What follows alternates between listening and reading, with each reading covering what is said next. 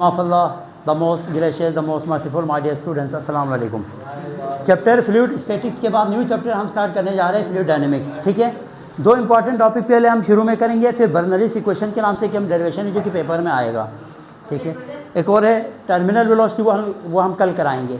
ठीक है, बर्नौलीज़ के नाम से कल मैं पढ़ाऊँगा वो जब बारी आएंगी ना। फिलहाल आज आपका पूरा फोकस स्टोक्स लॉ पे होना चाहिए। ठीक है, अब स्टोक्स लॉ है क्या? Fluid dynamics chapter number 7। Stoke law समझाने से पहले एक चीज़ समझाता हूँ कि जिसको समझ के स्टोक लॉ आप इसे खुद से भी समझ सकते हैं। आप इस तरह के कंसीडर करें, टेस्ट ट्यूब है या कोई कंटेनर है जिसके अंदर पानी भरा हुआ है। ठीक है, उसमें आपने एक स्फेरिकल ऑब्जेक्ट इसके अंदर आपने डाला, तो जब जैसे आप ऊपर से रखेंगे ये नीचे की तरफ आने स्टार्ट हो जाएंगे, इवन कि जब तक ये यहाँ पर बॉटम में नहीं पहुँच जाते। अब जब ये नीचे सिंक हो रहे होते हैं, ये बॉल स्फेरिकल जो बॉल है वो जब नीचे जब सिंक हो रहे होते हैं, इसका कोई प्रॉपर रेडियस आप कंसीडर करें आप, तो इस पे ये फ्लूइड एक फोर्स लगाते हैं ऊपर की तरफ जब ये मोशन ना नीचे की तरफ।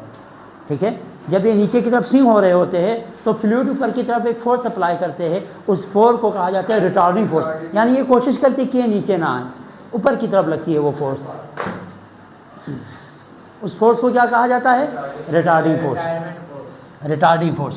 अब स्टोक्स लॉ इसी चीज़ के हवाले से एक एक्सप्लेनेशन है। Stokes law is a mathematical equation, एक मैथमेटिकल इक्वेशन का नाम है जो कि आपको नज़र आ रहा है वहाँ पे। That express the settling velocities. Settling velocity से वेलोसिटी शुरू में, सेटलिंग का मतलब मैं आपको समझा रहा हूँ, शुरू में वेलोसिटी उसकी कम से तेज़ हो रही होती है, तेज़ हो रही है। एक वक्त ऐसा आता है कि उसकी वेलोसिटी कांस्टेंट हो जाती है, वेलोसिटी सेट हो गई। समझ में आया? शुरू में ऑब्जेक्ट को आप फेंकेंगे ना किसी भी फ्लूइड के अंदर, शुरू में वो स्पीड तेज़ हो जाएंगी, एक मैक्सिमम स्पीड जब हो जाएंगी ना उसकी, फिर मज़ीद स्पीड उसकी नहीं बढ़ती, स्पीड उसके कांस्टेंट हो जाते हैं। इन मानों में इस्तेमाल हुआ है कि सेटलिंग वेलोसिटी। तो एक ऐसे मैथमेटिकल एक्सप्रेशन है जो आपको उस वेलोसिटी की सेटलिंग के बारे में बताते हैं। ठीक है, settling velocity of the small spherical particles को सभी स्फेरिकल से मतलब sphere shape, ball sphere shape का होता है। ठीक है, गोल को इसी को स्फेयर कहते हैं ना, स्फेरिकल शेप।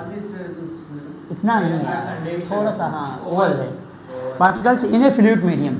मीडियम क्या होना चाहिए? फ्लूइड होना चाहिए। फ्लूइड में दो चीज़ें आती है, गैस और दूसरा लिक्विड। याद रखो चीज़ें। ये law is derived considering the force acting on a particular particle as it sinks through the liquid.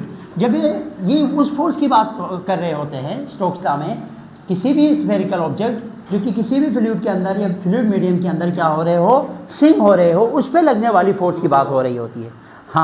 Liquid column, ये लिक्विड कॉलम, ये पूरा लिक्विड कॉलम कंसिडर करेंगे under the influence of gravity. अब जाहिर है लिक्विड के अंदर नीचे आ रहे हैं, तो क्यों आ रहे हैं? बिकॉज अर्थ की। ठीक है, दुनिया में जितने भी ऑब्जेक्ट्स हैं वो सब एक दूसरे को खींच रहे हैं, लेकिन ज़मीन, दुनिया में जितने भी ऑब्जेक्ट है, इवन आप और मैं भी एक दूसरे को अट्रैक्ट कर रहे हैं। लेकिन क्यों फिर हम एक दूसरे के साथ अट्रैक्शन शो नहीं कर पा रहे हैं? इसकी वजह यह है कि हमारा मास ज़मीन के मास के मुकाबले में कुछ भी नहीं है। नहीं, वो कुछ केस में, लेकिन मैं आपको रियल फिजिक्स की केस में ये होता है, दुनिया में हर चीज़ दूसरी चीज़ को क्या कर रहे होते हैं? अट्रैक्ट कर रहे होते हैं। ज़मीन का मास चूँकि 6 एक्सपोनेंट 24 kg है, 6 के बाद ना आप 24 जीरो यानी 24 जीरो लगाएंगे, इतने kg है ज़मीन का मास। तो ज़मीन का मास भारी होने की वजह से वो फोर्स टोटली डिपेंड करता है मास ऑफ एन ऑब्जेक्ट। इसे universal Newton's law of universal gravitation के नाम से उसने पेश किया हुआ है। खैर बात यह है कि ज़मीन उस ऑब्जेक्ट पर फोर्स लगाती है कि जिसकी वजह से वो नीचे की तरफ डूब रहे होते हैं। इसी को उन्होंने कहा under the influence of gravity, जैसे कि आपको यहाँ मिला द फोर्स डेट रिटार्ड्स। इसको मज़ीद प्रॉपर करके यहाँ पे आपको इसकी एक खूबसूरत सी डेफिनेशन बताया है। रिटार्डिंग फोर्स भी कहते हैं इसको। द फोर्स डेट रिटार्ड्स है स्फीयर, वो फोर्स जो इस स्फीयर की मोशन को मोशन के ख़िलाफ़ काम करते हैं, रिटार्ड्स करते हैं, उसको रोकते हैं। Moving through a viscous fluid, जो किसी फ्लूइड के अंदर मूव हो रहे हो, स्पेशली जो विस्कस विस्कोसिटी उसकी ज़्यादा हो, गाढ़ापन ज़्यादा हो उसमें, is directly proportional to the velocity. समझ में आया? Directly proportional to the velocity. मैंने आपको बोला शुरू में वेलोसिटी इंक्रीज हो रही होती है, इंक्रीज हो रही होती है, इंक्रीज हो रही होती है। एक वक्त ऐसा आता है कि उसकी वेलोसिटी कांस्टेंट हो, क्यों? क्योंकि रिटार्डिंग फोर्स भी उस पर बढ़ रही होती है। जितनी आपके पास ऊपर से नीचे आते हुए उसकी वेलोसिटी बढ़ेंगी, उतना ही ऊपर से नीचे की तरफ रिटार्डिंग फोर्स बढ़ेंगी। यही बात लिखी हुई है, ठीक है। देखो, this the force that retards the sphere moving through a viscous fluid is directly proportional to the velocity. Velocity जितनी बढ़ेंगे ऊपर की तरफ लगने वाले फोर्स भी बढ़ेंगे। एक बात, हाँ, एक बात ऐसा आएगा कि वो एक कांस्टेंट फोर्स के साथ मूव करेगी। वरना ऐसा होना चाहिए था कि बारिश के इतने बूंदे हमारे सर पर पड़ते, फट जाना चाहिए था सर। क्यों नहीं फटते? क्योंकि एक लेवल पे जो जितनी भी बारिश की बूंदे हैं ना, उनकी वेलोसिटी क्या हो जाती है? कांस्टेंट हो जाती है, कि जिसकी वजह से हमें इतना वो महसूस नहीं होता है ना। वरना बारिश का खतरा भी एक मास है, ठीक है।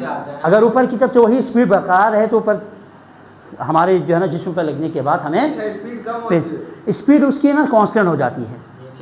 ऊपर फोर्स लगती है ना, मतलब ऊपर स्पीड आप खला में जो फर्ज कर ले, आप ऊपर उड़े एरोप्लेन में से ना ऊपर नीचे की तरफ होते हैं, तभी बहुत सारे लोग करतब दिखाते हैं ना हवा में, जहाँ से फिल्मों में आप लोगों ने देखे होंगे वो चूँकि एक वक्त पे आके ना वो डायरेक्ट नहीं दिखा सकते, थोड़ा उसकी स्पीड इंक्रीज होने के बाद जब कांस्टेंट हो जाते हैं ना स्पीड, उस पर फोर्स बहुत ज़्यादा लग रही होती है नीचे से, तब जाके वो तो उसकी स्पीड जब कांस्टेंट हो जाती है ना, तब जाके वो करतब दिखा सकते हैं हवा में, ठीक है। तो यही बात इन्होंने की हुई है कि जितना आपके पास स्पीड बढ़ेंगी स्फीयर की, उतना ही उस पर रिटार्डिंग फोर्स बढ़ जाएंगी, ठीक है। उसके साथ साथ ये डिपेंड करता है ये फोर्स रेडियस पे, फ्लूइड विस्कोसिटी पे, ये आपको पूरा यहाँ नजर आएंगे। This retarding force, this one is retarding force is directly proportional to the speed of the sphere, radius of sphere and viscosity of the medium, ठीक है। ये ईटा है, ईटा, इसको ग्रीक वर्ड ईटा बोलते हैं। ये विस्कोसिटी को रिप्रेजेंट करते हैं, गाढ़ापन को, ठीक है। जितना गाढ़ापन ज़्यादा होंगे उतना फोर्स ज़्यादा लगेगी उस डूबने वाले ऑब्जेक्ट पे। तो ये सारी चीज़ें यहाँ पे मौजूद है। कल की क्लास में हम टर्मिनल वेलोसिटी इंशाल्लाह डिस्कस करेंगे, और उसके बाद 2 टॉपिक और है, फिर इंशाल्लाह ये चैप्टर के न्यूमेरिकल स्टार्ट करेंगे। अपना ख्याल रखिएगा, अल्लाह हाफ़िज़।